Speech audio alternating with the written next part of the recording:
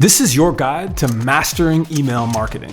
Whether you're a marketer trying to improve your skill sets, a designer trying to learn about implementation, or you want to own and operate your own brand, or you have a brand and want to expand the toolkit, in this video, we're going to walk through all the key concepts and how to do them well. We're going to talk about actually getting subscribers from your web traffic and social media. We're going to talk about automation and flows and emails that send automatically. And we're going to talk about campaigns that you're sending out ongoing as promotions. We'll talk about software, ideas for each, and just give you a complete playbook that you can always come back to whenever you want to make sure that you're running through all the best practices of sending great email. This video is very focused on e-commerce brands and wanting to sell. I will likely do a separate video if you're establishing yourself as a personality or starting a newsletter, but that's coming later.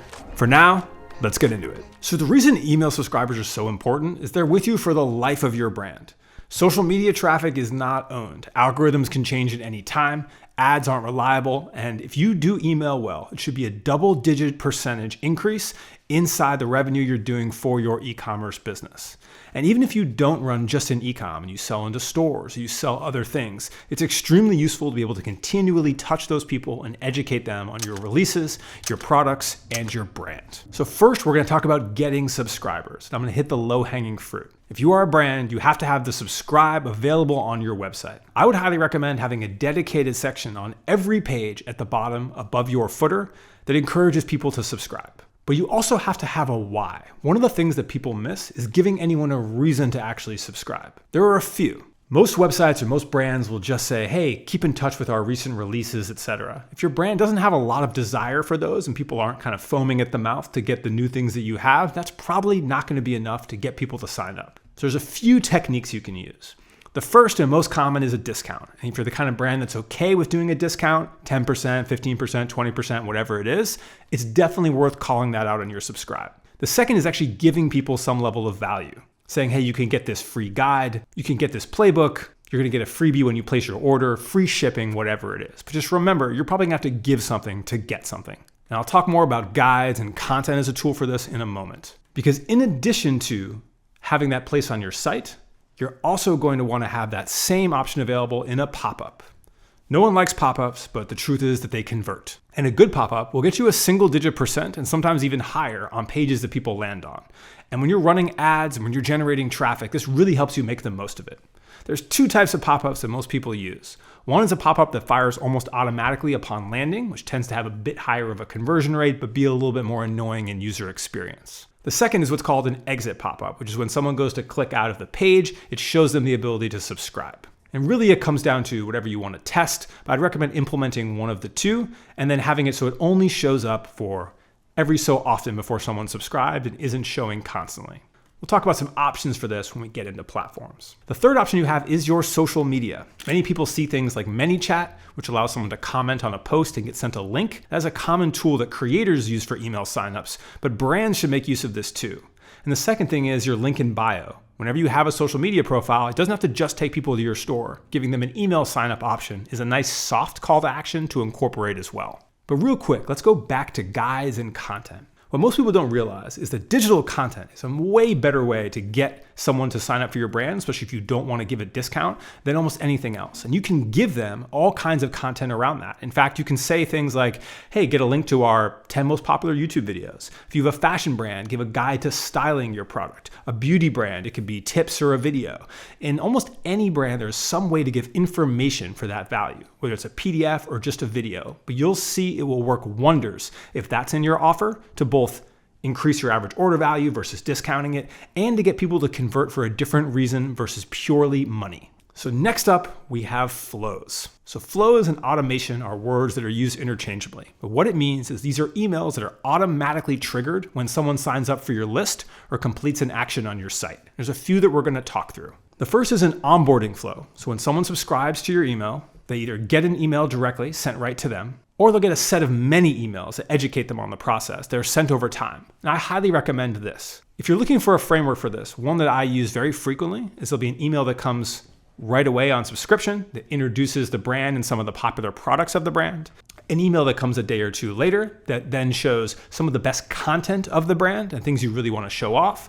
A few days later, let's say 2 or 3, you send an email that's about the brand and showcasing the history. Maybe a week later, you begin to introduce all your best sellers, and you can follow up a month or 2 later with more of your common products. Now, based on your brand and the content you have, you can decide your own adventure, but I would recommend having that onboarding series be 4 or 5 emails over the course of 30 or 60 days. So make sure to set up an onboarding flow so that when people sign up, they get educated on your brand. And in all of these emails, I would say your number one objective does not have to be just to sell.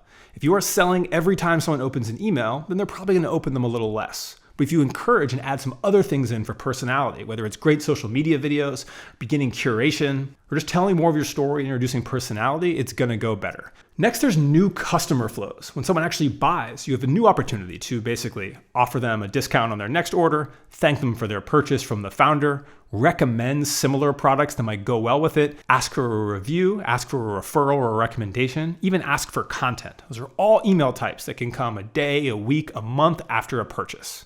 Same thing for people that purchase many times. One thing that I love to call out for brands who are looking to build real brand value and loyalty is take your top 1%, 5% of customers, identify how many orders that is, and set up a specific flow for them that lets them know with a direct email from the founder or some special gift or code or acknowledgement that they're one of your top people and that you value them. Another common flow type that I really like is high volume subscribers, your super fans, people that open every email. How can you give them even more content? Something to think about, especially as you begin to build a larger list and really get into email marketing, but something you may not have to do off the jump for a newer brand. But with all these, inside your email platform, you can go design several emails, set triggers for timing a day or 24 hours from an action and put it together in these very simple widgets that guide you along this. I think this is a pretty good time to talk about email platforms and what email platform to choose and some of the tools for them. And then we'll get into campaigns and some final best practices. So one of the most popular platforms for email marketing is called Klaviyo.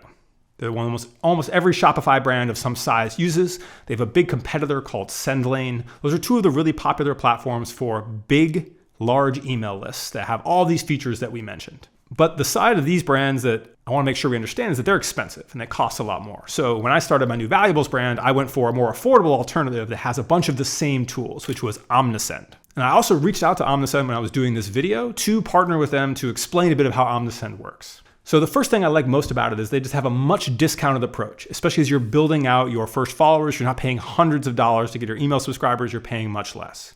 And they have dedicated forms, pop-ups, automation, email deliverability, all the things you need, templates that you can actually act on everything I say in this video directly within Omnisend. And you can check the link in the description below for a special offer from Omnisend. And it's your choice when you start, whether you're optimizing for value, you're optimizing for as many features as you can, or you want something you already understand. But I do think there's no reason to overpay for one of the larger platforms when there's now a lot of smaller platforms that do the same thing.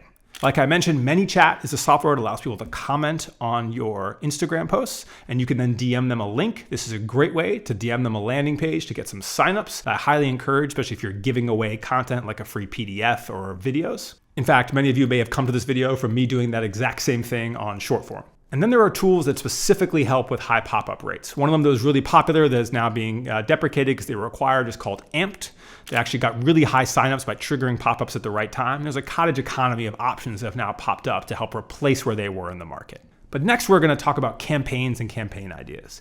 Campaigns are the emails that you send out regularly to people that are on your list to get them to purchase and educate them on your brand. And if you are a marketer or on a marketing team or have your own brand, you're always looking for ideas for this. I'm going to walk through a bunch of my favorites. And first, if you want to get inspiration for this, then you can use mild.com as a great place to see any brand's emails to see what they send. And also, if you have a subscription to a service like Particle, they actually include in their events section emails from Mild in there so you can look in one place. So the first type of campaign we're going to talk about is an announcement campaign, when you're just releasing a product or putting something new out. Another great option is behind the scenes. So for instance, with a fashion brand I work with, we'll have our announcement email with a lookbook, and then we'll actually have a behind the scenes with a bunch of the sketches and designs and process behind it that we'll send out afterwards. There's also a written email, basically a plain text email from a founder or a key team member that is a great great way to get some engagement in a campaign with something completely different, and I would recommend sending out at key moments in a company's timeline. There's content-driven emails, and I encourage highly you to put content. Put social media content in all your emails. Don't have it just be selling. Show people how customers are engaging with it or you're engaging with it. Throw in TikToks, Instagrams, YouTubes, UGC reviews.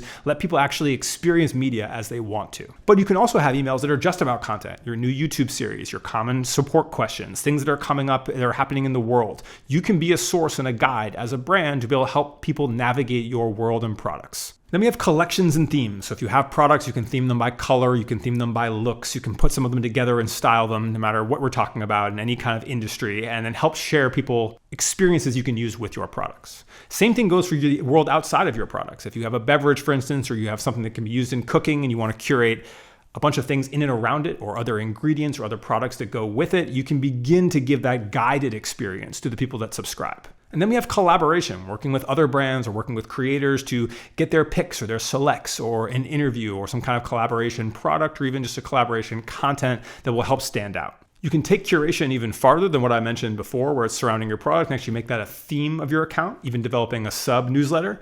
At a company I worked at previously in consumer electronics that was in the drone category, the camera drone category, we had a sub-list that people could opt into. It was specifically about industry news because we found so many people were just excited about the category that we could be a vehicle to educate them there. They helped build brand resonance, and we sent those emails out less frequently. That helped us build a cultivated, passionate fan base. And then last, there's guidance, the ability to help people navigate through the things that are interesting in your world. If your brand is based in a place or doing certain things, you can actually talk people through it and share some of those experiences. And this leads me to the last section where we're going to talk about best practices. So I will say, most brands are more successful when they send emails from a person. And instead of coming from info at, it comes from Carl at or Julie at or whoever it is, especially if it's a founder or someone with a presence online.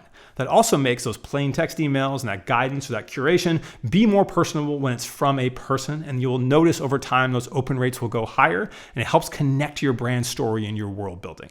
One thing I'm not going to dive into here because I'm a good email marketer, I'm not a great technical email person, is deliverability, things like spam and bounce rates and whatnot. You will want to go dive into that on your own and dig a bit into it. But as you grow, it's going to be a big thing that comes up. Same thing with things like domain verification, tying in your domains, DKIM, SPF. There's all these records and things that will happen that are worth communicating with IT that I just want to call out as something you can dive deeper into in other content outside of here. And then lastly, to make this easy on yourself, because this is a lot of emails, you're going to be sending a lot of emails. And I would recommend sending at least once a week, if not twice a week. And for some brands, it's even more, especially as your list gets larger. You're going to need a way to keep things fresh. I imagine having several different styles of emails, like your campaign announcements, your collections, your curation, a written letter, a behind the scenes, you can alternate is useful. But having a kit, whether you're doing that in Adobe or you have a brand kit in Adobe Express or whatever software you use, actually having easy elements, buttons, styles, fonts, pictures that your team can work from to easily swap things in and out of the email templates you have is going to make your life way easier. So anyway, that was the guide to getting started with email marketing,